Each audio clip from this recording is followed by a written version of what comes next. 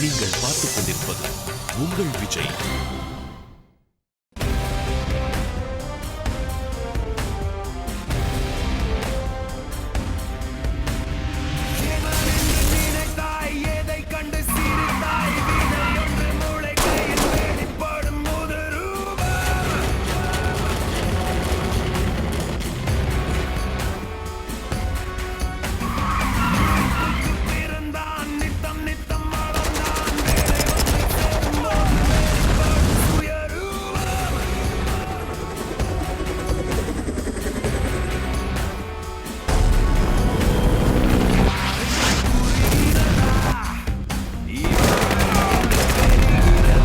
மனுஷாலோட சாவை எப்படி தீபாவளி வேற கொண்டாடுறது?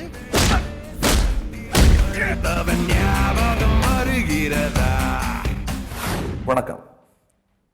ஒரு திரைப்பட இயக்குனராக, திரைப்பட கலைஞனாக, ஒரு திரைப்படத்தின் உச்சகட்டம் என்று நான் நினைப்பது படத்தில் வரும் கடைசி காட்சி அல்ல, மக்கள் பார்க்கும் முதல் காட்சி.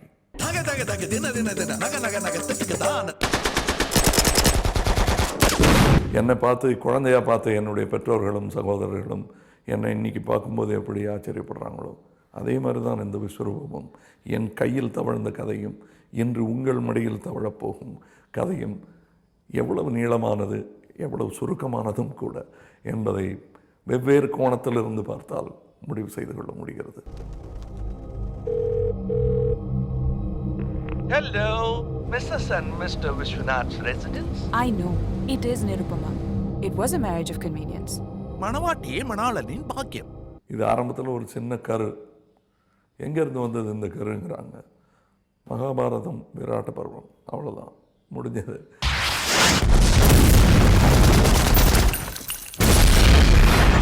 ஆனால் இது நீட்டி முழக்கி சொல்லணும்னா இதற்கான ஆராய்ச்சி இன்று எல்ஓசிஎல், லைன் ஆஃப் கண்ட்ரோலில் நடந்து கொண்டிருக்கும் பிசகுகள், குற்றங்கள், கொலைகள் உட்பட இதற்கு ஆரம்ப வித்தாக இருக்கிறது. இன்று நேற்று நடக்கும் கொலை அல்ல, போர் என்ற பெயரால். அதை கண்டு விதிர்ந்து, வியந்து, அதிர்ந்து ஒரு கலைஞனாக ஒரு தீர்வு சொல்ல முடியவில்லை என்றாலும் இதை பற்றி பேச வேண்டும் என்ற உத்வேகத்துடன் எடுக்கப்பட்ட படம். Do you now agree what America has done to our country is wrong? இது உங்களுக்கு நியாயமா இருக்கா?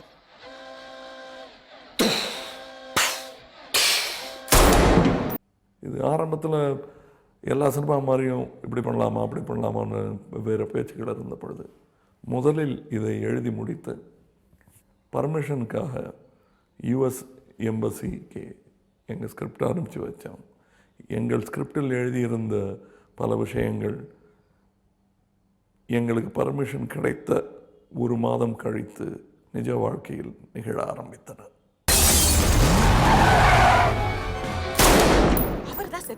சத்துட்டா எல்லா பாவத்தையும் மன்னிச்சிடலாமா? எனக்கு மாயமந்திரத்தில் நம்பிக்கை இல்லை, சரித்திரத்தில் ஆழமான நம்பிக்கை உண்டு. சரித்திரம் மீண்டும் மீண்டும் ஒரே மாதிரி, ஒரே கொலைவெறியுடன் நிகழ்ந்து கொண்டிருப்பதாக நான் நினைப்பவன். அதை என்னை போன்ற கலைஞர்களும் என்னை விட மூத்த கலைஞர்களும் சொல்ல கடமைப்பட்டிருக்கிறோம்.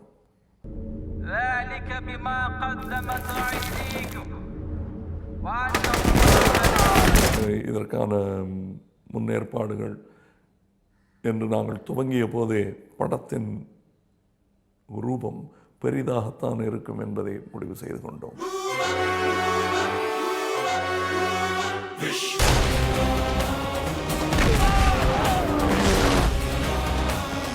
நீங்க நல்லவரா கெட்டவரா? We have readied a device to explode at our command in your city.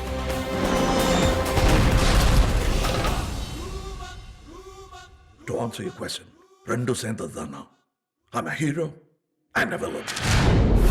ஒரு பெரிய பெருமையாகவே நாங்கள் நினைத்துக் கொள்வது தற்பெருமையானாலும் பரவாயில்லை என்று மறதட்டிக் கொள்ளும் விஷயம். இந்த படத்தின் படப்பிடிப்பில் யாருக்கும் காயம் படவில்லை. சிறிய ஊமை காயங்கள் இருக்கத்தான் செய்யும். இரத்த காயங்களும் ஃப்ராக்சர்களும். ஏன் என்னுடைய படப்பிடிப்பில் பல அற்புதமான ஸ்டண்ட் கலைஞர்கள் போதிய ஆயத்தங்கள் இல்லாமல், போதிய தற்காப்பு இல்லாமல் இறந்தே போயிருக்கிறார்கள்.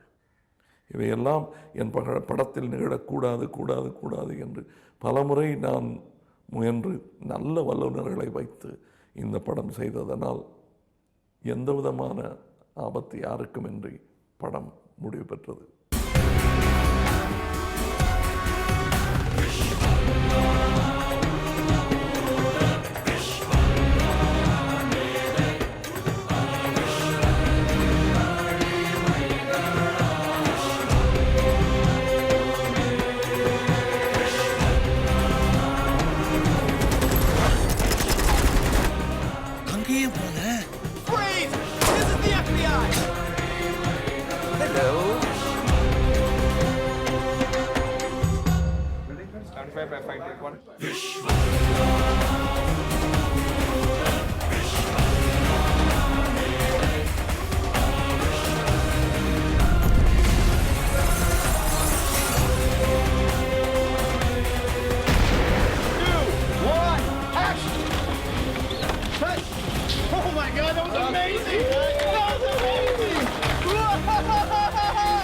கமல் சாருடைய பாராட்டப்பட வேண்டிய ஒரு விஷயம் என்னென்னா, பெரும்பாலும் நடிகர்கள் வந்து சார் என்ன சார் சொல்லணும், என்ன செய்யணும், இதை சொல்லுங்கள் சார், இப்படி சொல்லுங்கள் சார், இப்படி சொல்லுங்க. ஆனால் கமல் சார் வந்து அந்த கேரக்டருக்கு தேவைப்படுதோ இல்லையோ, அது படத்தில் வருதோ இல்லையோ, அதனுடைய ஆழத்துக்கே போய் அதை பற்றிய சில ரிசர்ச்சு, சில பயிற்சிகள்லாம் பண்ணுவார். இந்த படத்தில் பண்ணும்போது கொஞ்சம் ஒரு பெரிய ஷார்ட் அரேஞ்ச் பண்ணுறதுக்கு ரொம்ப நேரம் ஆகிட்டு இருந்துச்சு. கமல் கூப்பிட்டு, நாசர் உங்களுக்கு வந்து நீங்கள் தொழுகை பண்ணுவீங்கல்ல? ஆமாம் சார் சொல்லுங்கள். நான் பண்ணுறது கரெக்டாக இல்லையான்னு கொஞ்சம் சொல்லுங்கள் அப்படின்னாரு. ஒரு அந்த துண்டை விரித்து ஒரு தேர்ந்த ஒரு ரொம்ப காலம் ஒரு 50 வருஷமாக ஒரு முஸ்லீம் ப்ராக்டிஸ் பண்ணுற மாதிரியே அவர் வந்து ஃபுல் நமாஸை வந்து எனக்கு பண்ணி காமிச்சார்.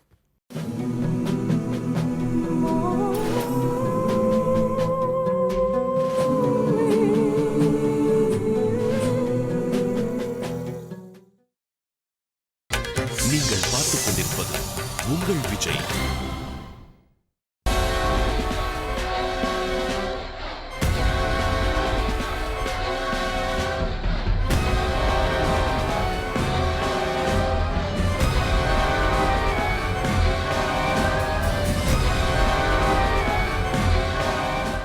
போர், வீரம், ரத்தம், களரி என்ற ஒரு பக்கம் இருக்க, இன்னொரு பக்கம் ஒரு அற்புதமான ஒரு சூழல். எனக்கு தெரிந்த, புரிந்த, நான் மிகவும் ஆர்வத்துடன் பயிற்சி பெற்ற ஒரு சூழல், நடனம்.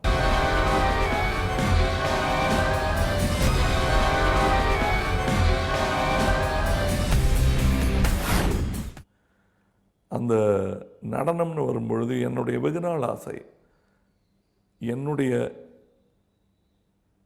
புத்தகத்தில், வாழ்க்கை குறிப்பில் ஒரு பெயர் இடம்பெற வேண்டும் என்று பேராவலாக இருந்தேன்.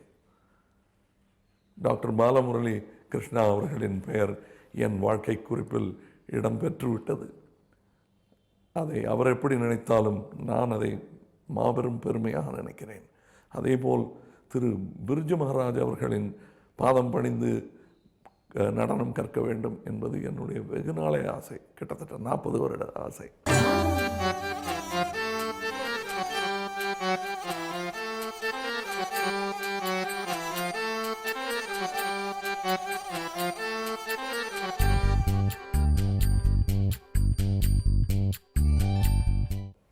அதில் அவர் ஆரம்பத்தில் இப்போ நீங்கள் எல்லாரும் பிரபலமாக கேட்டுக்கொண்டிருக்கும் அந்த கதக் சொல்கட்டு, அவர் வீட்டில் இருந்து கொண்டு தாளம் போட்டு எனக்காக ஃபஸ்ட்டு அதை அமைத்து கொடுத்தார்.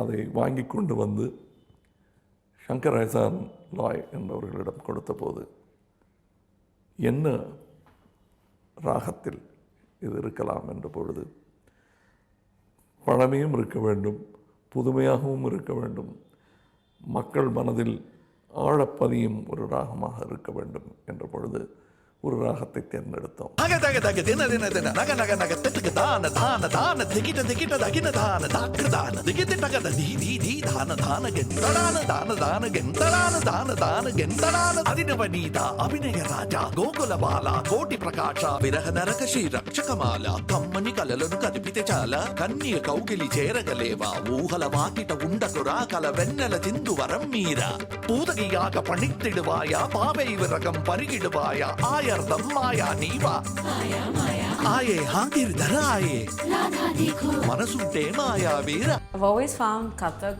more appealing than Bharatanatyam. I found it more graceful and more beautiful, and I was very pleased actually because this is the first typical song dance thing that I've done in any movie.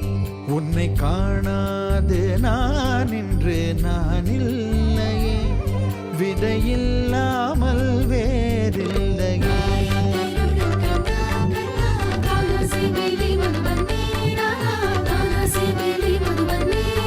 Krishna ఉండని నందినా కన్ను నిను కానక விதையில்லாமல் வேறில்லையே.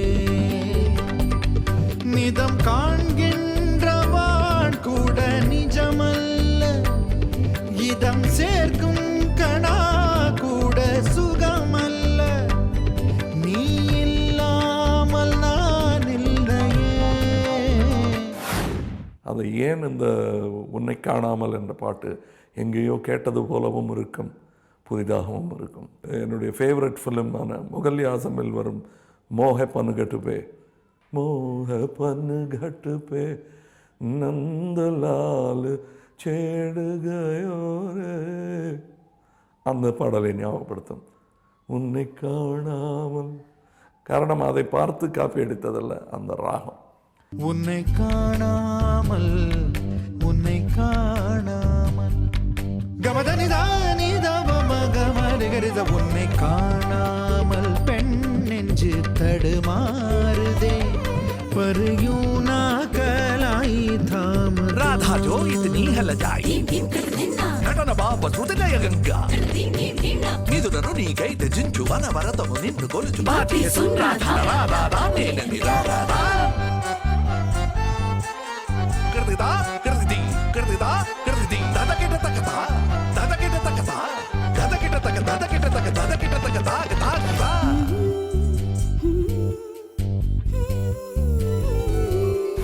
வெளியே வந்து அரை மணி நேரத்தில் பாட்டுகள் எழுதிட்டேன் நான். அதை எழுதி காண்பித்த போது இதுவே நல்லா இருக்காது, டம்மி லைன்னு எழுதுவாங்க.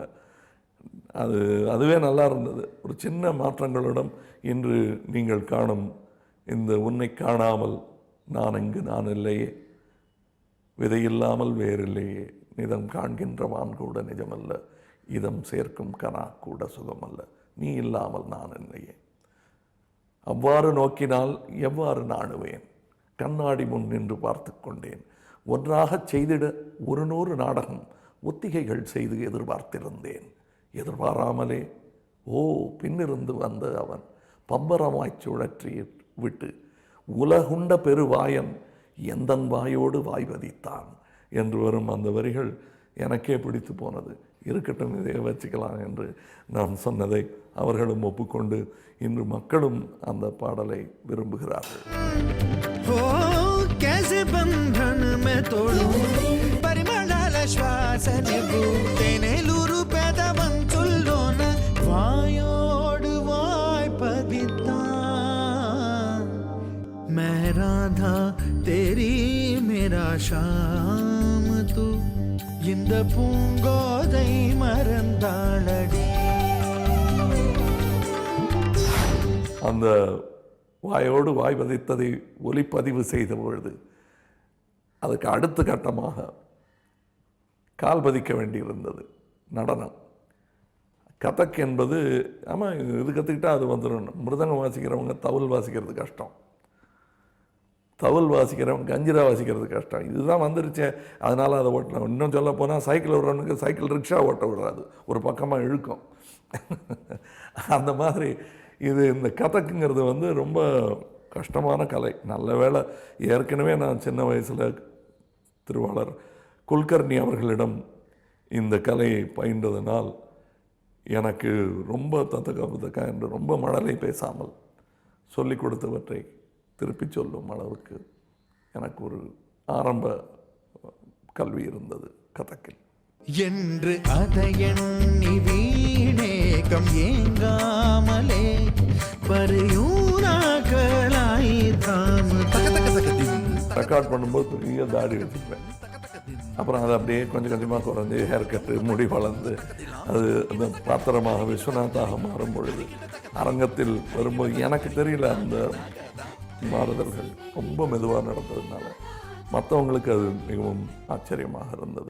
இதில் அந்த படத்தையெல்லாம் எடுத்து அந்த எடிட்லாம் பண்ணி எனக்கு கிடைத்த பெரிய பரிசு திரு பிர்ஜு மகாராஜ் அவர்கள் படத்தை பார்த்துவிட்டு அவருடைய ஆஸ்தான சிஷ்யையும் மகாகுருவுமான சாஸ்வதி சவனும் பிர்ஜு மகாராஜ் அவர்களும் இதை தொகுத்த படத்தை பார்த்துவிட்டு எனக்கு கொடுத்த பாராட்டுக்களும் காண்பித்த அம்பும் என் வாழ்நாளில் கேடயம் போல் என் நெஞ்சில் பதிந்து விட்டது.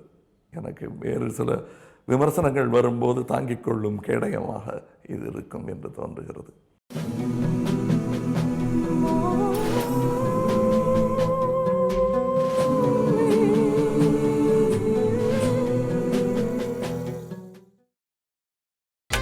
நீங்கள் பார்த்துக் கொண்டிருப்பது உங்கள் விஜய்.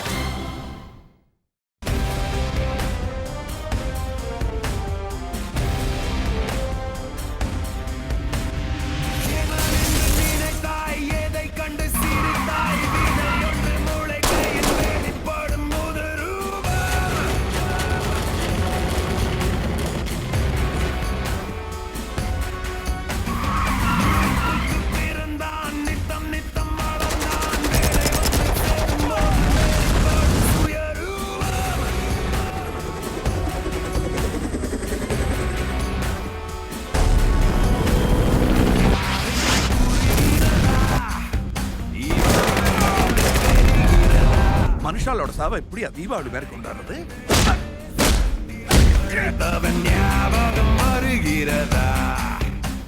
இந்த படத்தில் வைரமுத்து அவர்கள், அதாவது ஒரு குறிப்பிட்ட புகழ் வந்ததுக்கப்புறம் அவர் தான் எழுதிடுவார், நீ எவ்வளோ நல்லா எழுதினாலும் அவர் நல்லா தானே எழுதுவார் அப்படின்னு ஒரு அனாயாசமாக எடுத்துக்கொள்வார்கள். ஆனால் இத்தனை புகழுக்கு பிறகும் வியத்தகு சில விஷயங்களை அவரால் சொல்ல முடிவது தான் எனக்கு ஆச்சரியமாக இருக்கிறது. அதாவது இந்த படத்தின் காட்சியை விளக்கி அவரிடம் சொன்னபோது, பிரமாமம் ஒன்று எழுதி வச்சுருக்கேன், கொண்டு வரேன், படித்து காட்டுறேன் அப்படின்னாரு. இது எப்படி நாளில் சொல்லணும், பிரமாமம் வந்திருக்கிறது, இவரே முன்னாடி சொல்லிட்டாரு அப்படின்னு யோசிக்கும்போது எனக்கு ஒன்று தோன்றியது. ஃபஸ்ட்டு அவர் ரசிப்பார், பிடிச்சிருந்ததுன்னா இது நல்லா இருக்குன்னு அதுக்காக சண்டை போடுவார். சரி, அப்படி ஏதோ ஒரு வரி கொண்டு வருவார், நம்ம படத்துக்கு அது சரியாக இருக்கா பார்ப்போம் அப்படின்ட்டு அதை பார்த்தேன். நல்லா இருந்தது. ஆனால் அதற்குள் ஊடுருவிய வேறு தனி மனிதனை பற்றி சொல்வது போன்ற, என்னை பற்றி சொல்வது போன்று இருந்தது. எனக்கு இந்த நேரங்காலத்திலாம் நம்பிக்கை கிடையாது. இருந்தாலும் அவர் சொன்ன அந்த வரிகள் பிற்பாடு இந்த படத்தின் போது எனக்கு ரொம்ப உபயோகமாக இருந்தது. எனக்கு ஏற்பட்ட தடைகளும் அதிலிருந்து நான் மீண்டு வந்த கதையும் இந்த பாடலும் அப்படியே சரியாக ஒட்டி போனது போல இருந்தது.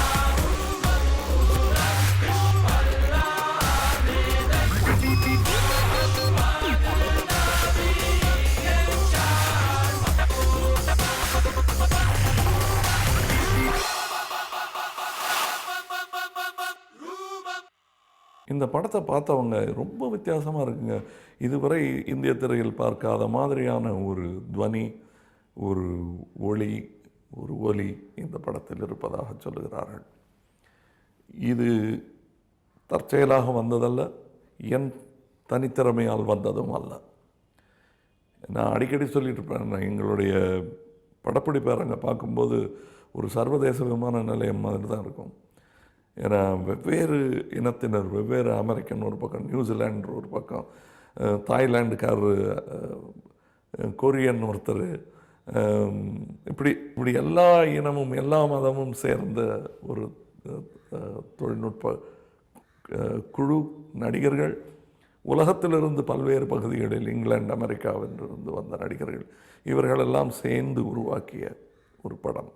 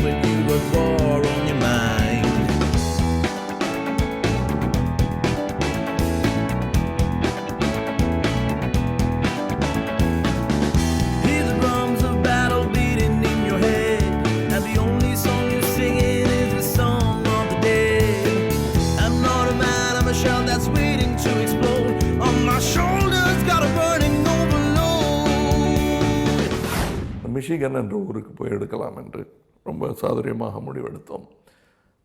எவ்வளோ கெட்டிக்காரங்க பார்த்தியா, நாங்கள் மாறுதட்டிக்கிட்டே இருக்கும் பொழுது குளிர் -7 டிகிரிஸாக மாறியது. அங்கே நியூயார்க்கிலே இருந்திருந்தார் -1, 2 இருந்திருப்போம். -7 டிகிரிஸில் எலும்பு கடுக்கும் அந்த குளிரில். அதிலெல்லாம் எல்லோரும் வேலை பார்த்துருக்காங்க. எல்லோரும், அதாவது சென்னை வாசிகள் 44 டிகிரி 42 டிகிரிலாம் பழகினவங்க -7 வேலை பார்த்து வென்று திரும்பி இருக்கிறார்கள் முழு மனிதர்களாக.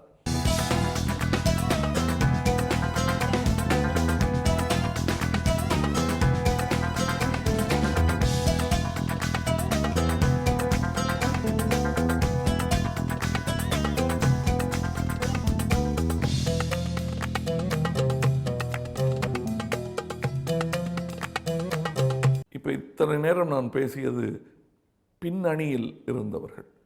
முன்னணியில் இருந்தவர்கள் என்று பார்க்கும் பொழுது போஸ்டர்லாம் என் படம் வருது, அதெல்லாம் ஓகே, அது வந்து வியாபாரத்திற்காக என்றாலும் என் படத்தில் வந்த சின்ன சின்ன நடிகர்கள் கூட இதற்கு சுவையும் காரமும் பலமும் சேர்த்திருக்கிறார்கள்.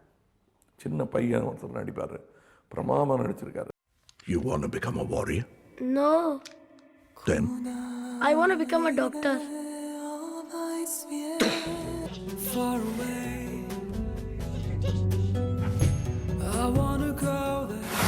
ராகுல் போஸ், ஜெயதீப் அலாவத் என்பவரும் சிறப்பாக நடித்திருக்கிறார்கள். இதற்கு பிறகு எல்லோரும் ஆச்சரியப்படும் ஒரு விஷயம் என்னவென்றால், எலிசபெத் படத்தின் ஆஸ்கார் வின்னிங் டைரக்டர், அந்த படத்துக்கு சில அவார்டு வந்தது, அந்த ஆஸ்கார் வின்னிங் படத்தின் இயக்குனர் ஷேகர் கபூர் எப்படி இதில் நடிக்க ஒப்புக்கொண்டார் என்றார்கள். அது எப்படி நீங்கள் அவரை கொண்டு வர சம்மதிச்சிங்கன்னு. எனக்கு அது ரொம்ப நேரம் ஆச்சுங்க. அப்படியா, எவ்வளோ நேரம் ஆச்சுண்ணா? 5 minutes. ஃபோன் பண்ணி வந்துருங்க, நான் படம் எடுக்கிறேன், நடிக்கணும். நானா நடிக்கிறதா? ஆர் யூ ஷுவர்னாரு. I am very sure Shekar, நீங்கள் வரணும் அப்படின்னு. எப்போ வரணும்னாரு? இன்னும் ஒரு வாரத்தில் வரணும்னு. சரின்னு வந்துட்டார். தாடி கடி எடுக்கணுமா அப்படின்னாரு. இல்லை எடுக்க வேணாம், அப்படியே வாங்க, எனக்கு அதே சேகர் அப்படியே வேணும்னு. பாத்திரம் என்ன அது இதெல்லாம் கேட்காம இங்கே வந்து தான் கேட்டுக்கிட்டார் அவர்.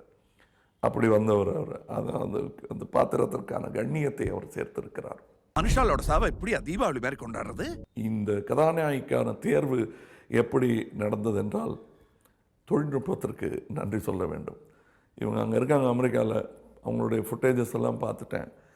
பட் படம் எடுக்கிறதெல்லாம் அழகாக சாஃப்டாக ஃபில்டர் போட்டு சுமாரான முகத்தை கூட ரொம்ப அழகாக காட்டிடுவாங்க ஃபோட்டோ வல்லுநர்கள். அந்த மாதிரி ஏதாவது இருக்க போதே அப்படின்ட்டு அவங்களை நேராக பார்க்கணும் அப்படின்ட்டு ஸ்கைப்பில் இன்டர்நெட் மூலம் ஒருவர் பார்த்து அறிமுகப்படுத்தி கொண்டோம். அவங்க அந்த நேரத்தில் நான் வந்து இந்த போர்க்காட்சிகள்லாம் எடுத்துக்கிட்டு இருந்தோம். ஸோ என்னை பார்த்தா ஒரு கமல் சார் வரலைங்களாங்கிற மாதிரி தான் இருந்திருக்கும். ஏன்னா நான் வந்து உக்காந்ததும் அவர் வர போகிறாருனாங்க, நீங்கள் வந்திருக்கீங்க, நீங்கள் யாருங்கிற மாதிரி முகமெல்லாம் கரியாக ரத்த கிளறியாக போய் உட்காந்து என் படத்தில் நடிக்கிறேங்கன்னதும் அவங்க ஏதோ ஹனிபால் லெட்டருடைய கதை போல் இருக்குது. ரத்த காட்டேரி எல்லாரையும் கடித்து சாப்பிட்டு வந்து இங்கே உட்காந்துருக்காரு. நம்மளும் இந்த மாதிரி ஒரு ஹாரர் ஃபிலிமில் நடிக்க போகிறோம். பட் இருந்தாலும் பரவாயில்லன்னு நினச்சிக்கிட்டு அவங்க சரின்னு நினச்சிக்கிட்டு அவங்க ஏதோ வேர்வுல்ஃப் பற்றின படம் போல் இருக்குது அப்படின்னு நினச்சிக்கிட்டாங்க. அது அப்புறம் இங்கே வந்து தான் ஓஹோ இப்படிப்பட்ட கதையான்னு ஸ்கிரிப்டை பார்த்து தெரிஞ்சுக்கிட்டாங்க. ஏதாவது பொம்பளாட்டி இருக்காளான்னு கண்டுபிடிங்க. முக்காவாசி பொம்பளையா இருக்காது. உன் டிடெக்டிவ் எதுக்கு ஃபருக் எடுத்து காமிச்சேன்? விஸ்மேலேயே தப்பு இருந்தா பெட்டர்னு தான் அந்த டிடெக்டிவ் அங்கே அமிச்சேன். and it paid off. என்னோட ஃபர்ஸ்ட் டயலாகே ஒரு full page dialogue, that too in my Tamil. Only after 15 takes Kamal sir said, take okay. Andrea Ashmita என்ற ஒரு பாத்திரத்தில் நடிக்கிறார். இந்த கதையில எல்லாருக்கும் டபுள் ரோல் போருமா?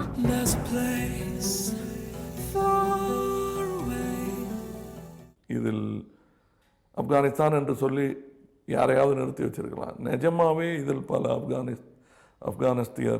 ஆப்கான்காரர்கள் நடித்திருக்கிறார்கள். அவர்களெல்லாம் தருவிக்கப்பட்டார்கள்.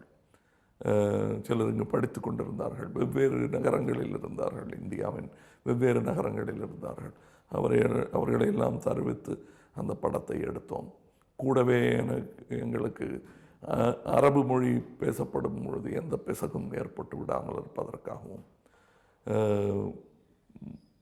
இஸ்லாமியர்கள் யாரும் படம் பார்த்து நாங்கள் ஏதாவது திருக்குரானை பற்றி புரியாமல் ஏதாவது செய்துவிடக்கூடாது என்பதற்காக அதை பற்றி விவரம் தெரிந்தவர்கள் கூடவே இருந்து எங்களுக்கு அறிவுரை சொன்னார்கள். This is cesium 137 and RDX. This is what Americans call the dirty bomb.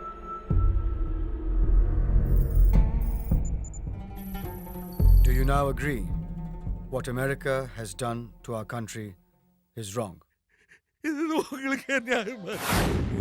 இந்த படத்தை சிறுபான்மையருக்கு எதிராக ஏதாவது இருக்குமா அப்படின்னு என்கிட்ட கேட்டாங்க.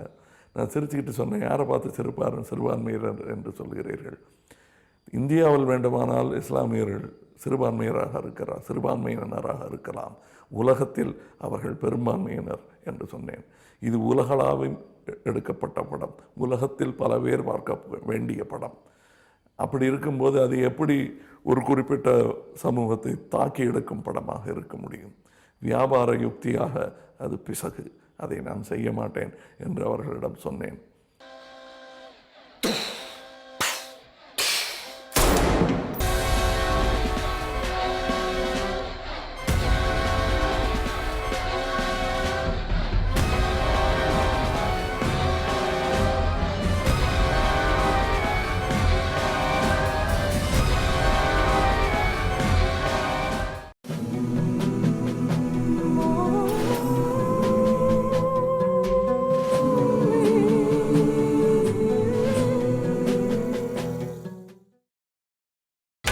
நீங்கள் பார்த்துக் கொண்டிருப்பது உங்கள் விஜய்.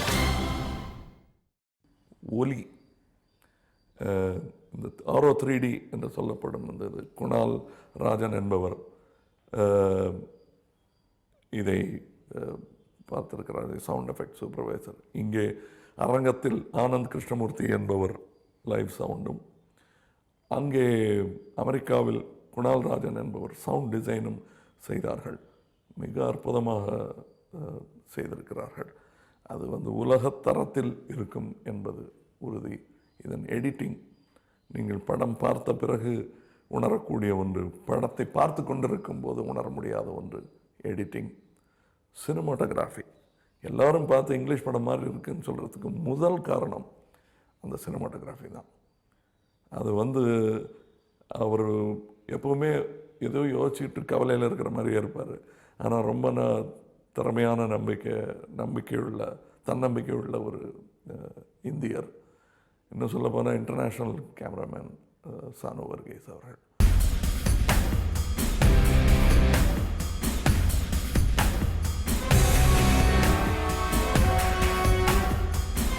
இங்கே தாரோடு சேர்ந்து இளையராஜா என்ற ஒரு இந்தியரும் டைரக்ஷன் செய்திருக்கிறார்.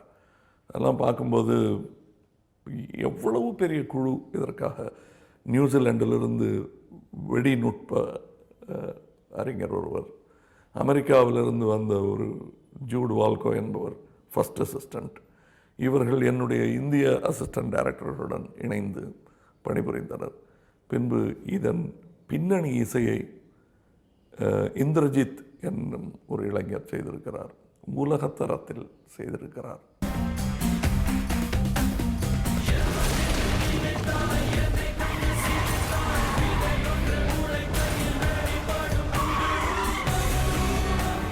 Just want to say, please catch Vishwarupam whenever it's out, and you'll be in for the ride of your life. Lots of great action, lots of entertainment, and lots of Kamal sir. So please watch it. இந்த படம் எனக்கு ஒரு unforgettable எக்ஸ்பீரியன்ஸாக இருந்தது. உங்களுக்கும் அப்படியே தான் இருக்கும்னு நம்புகிறேன். வணக்கம். See you in the theaters. மக்கள் திலகம் எம்ஜிஆர் அவர்கள் 3 எழுத்தில் என் மூச்சு இருக்கும், அது முடிந்த பின்னாலும் பேச்சு இருக்குன்னு ஒரு பாட்டு பாடினார். அந்த மாதிரி இந்த படத்தில் ஒரு 3 எழுத்து ரொம்ப popular ஆகிடுச்சுங்க. DTH.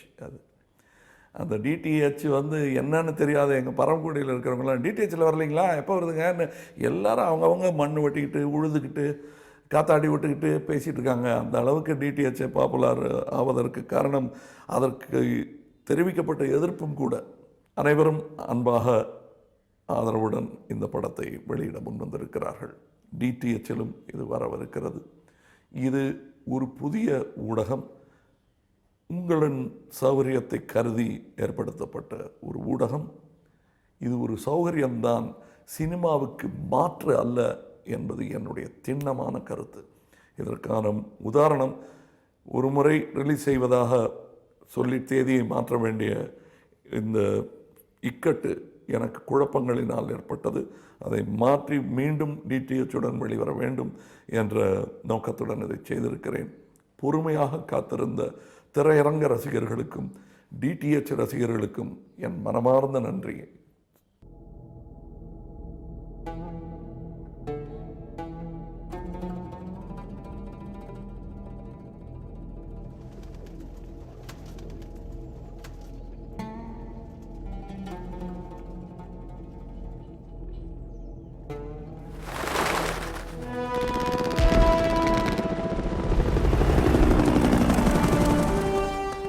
in America.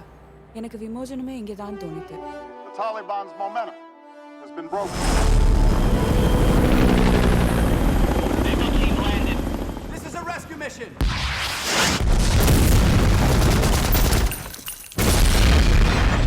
What is wrong with them? மனுஷாலோட சாவை இப்படியா தீபாவளி மாதிரி கொண்டாடுறது? கிருஷ்ணா, உன்னை காணாது நான் இன்று நான் இல்லையே, விதையில்லாமல் வேறில்லையே.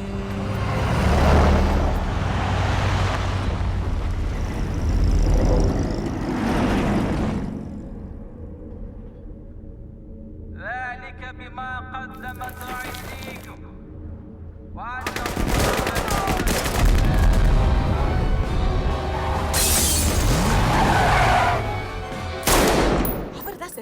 செத்துட்டா எல்லா பாவத்தையும் மன்னிச்சிடலாமா?